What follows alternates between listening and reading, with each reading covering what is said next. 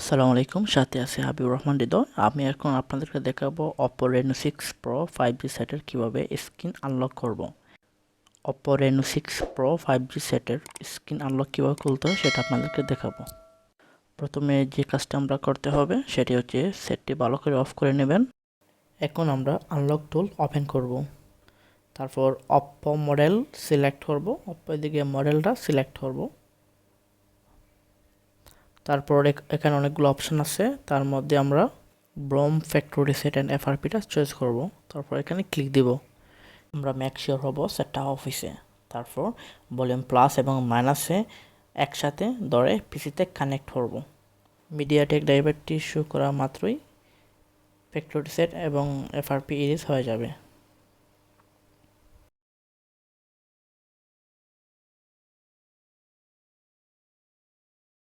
ফোনের screen lock এবং Google protection lock erase হইতেছে। Already done. পিসি থেকে ডিসকানেক্ট করে সেটটি চালু করব। ওয়েব ডাটা ইরেজ হইতেছে। এখন সেটটি রিসেট নেবে, তারপর একটু সময় নিয়ে সেটটা রান হবে। আনলক টুল দিয়ে অ্যাডভান্স কাজগুলো খুব সহজে করা যায়। যেমন এটা সিএমটি এবং ইএমটি দিয়ে হইতো, কিন্তু এগুলো হয় সাপোর্ট এখন ঠিকমতো দেওয়া হয়নি, কিন্তু আনলক টুল দিয়ে খুব সহজে হয়ে গেছে। যাদের আনলক টুল লাগবে তারা আমার সাথে যোগাযোগ করলে আমি আনলক টুলের লাইসেন্স অ্যাক্টিভ করে দিতে পারবো। উপরে আমার হোয়াটসঅ্যাপ নাম্বার দেওয়া আছে। সেট রান হয়ে গেছে, এখন আমরা অ্যাক্টিভ করে নেব।